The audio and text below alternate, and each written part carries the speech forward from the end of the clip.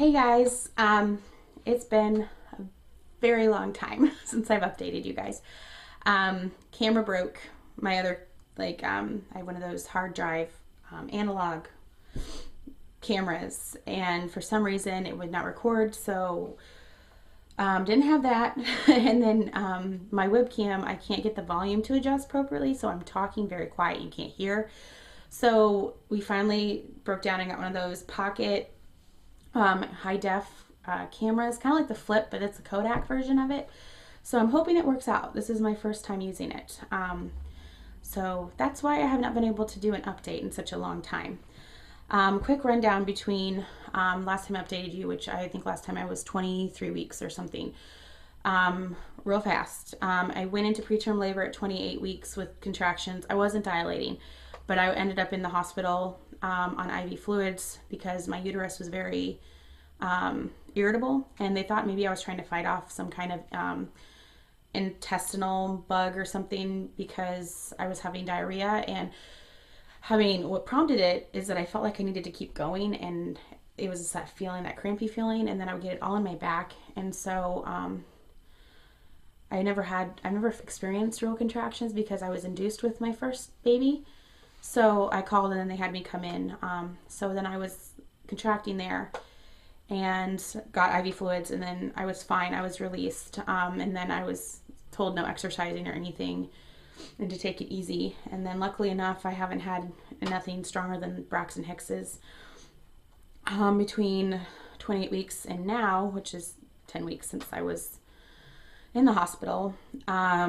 Everything's been great except for I'm having a lot of heartburn, very bad. I mean, it's awful. I mean, sometimes my back, like upper shoulders, hurt from it because it stings. And so that's one thing I'm just like, oh, because he sits, you have your breastbone and like your diaphragm area. Like, it seems like he likes to hunch his little bottom up there. And so in my stomach just, I can't eat very much. So anytime I eat anything, it's always trying to come back up, and it's disgusting and awful.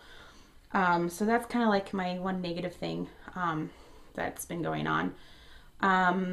Every appointment has been great. My blood pressures have been great, 120s over 80s. His heart rate's been between 135 and 150s. 2 appointments ago at my 37 week, he was like 160s, but he was like going crazy in my belly. So he's being very reactive, which is good because you want their heartbeat to race when they're moving inside. Let's see. What else can I catch you guys up on? I'm currently in Patrick's nursery, and then I'll do another video to show you the nursery, and then I'll do a what's in my diaper bag video since I finally got that all ready to go. I have been prepared now since I was about 34 weeks. That's when we got everything done and washed. So I'm all ready to go. All we're doing is waiting for baby. I just had my 38-week appointment on Monday. So today I'm 38 weeks and 4 days. And I was a fingertip dilated, which is pretty much closed. I didn't take it as anything. And Patrick is not engaged whatsoever, which I can tell because he's still up in my boobs. I think he's going to be 8 pounds, 10 ounces. That's the weight I'm guessing when he's born. So I asked my doctor because I know a lot of you thought, I think I've told you guys that I really was trying to attempt a VBAC, which is vaginal birth after cesarean. I go to a very pro women's rights office. So I have an OB who actually started one of the first, the only actually in our area. It's a family birthing center, where it's like, it's in the hospital, but it's a completely different floor.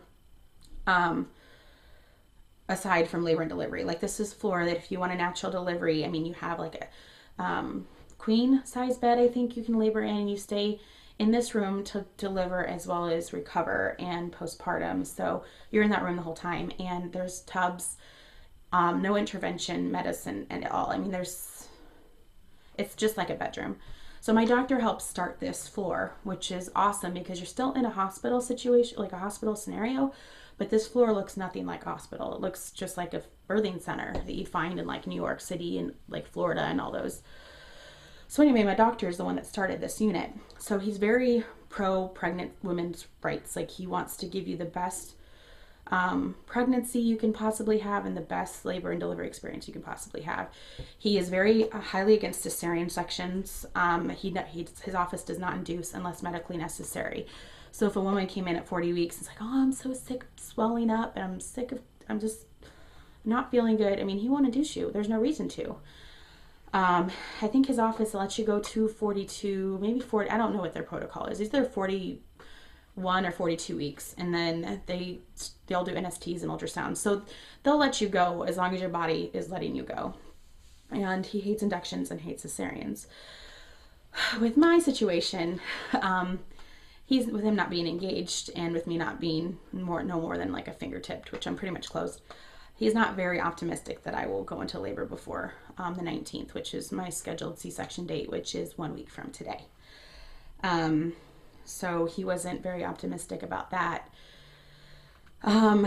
So my dreams of a VBAC are kind of shattered a little bit, but I have all my trust in God, and I know he's going to, watch over us, and he's going to give me the best situation I could possibly have. So I'm just leaving it up to him. So yeah. Let's see. So that's scheduled for the 19th of March. I have my mother-in-law coming in tomorrow to kind of help out, just in case for some reason my body goes into labor before the 19th. We have someone here because my family's 12 hours away. His parents are 7 hours away. So we really don't have anyone here that could watch our son if something would happen. So she comes tomorrow, and then I have my aunt coming down Thursday night. So I'll have my aunt and my mother-in-law there for me Friday, and then my mom flies in Friday early morning. So yeah, I'm excited to see them. It's been such a long time. I think I'm going to do another video too discussing my VBACs, why I wanted one in my previous birthing experience, and then talk to you guys about my birth plan with Dr. Guy, because I think that I'm running out of time. I think I'm getting to the 10-minute limit. So I'm going to go ahead and stop this video, and then just look for part 2 discussing my becoming cesarean and my past C-section with William. All right, I'll be back.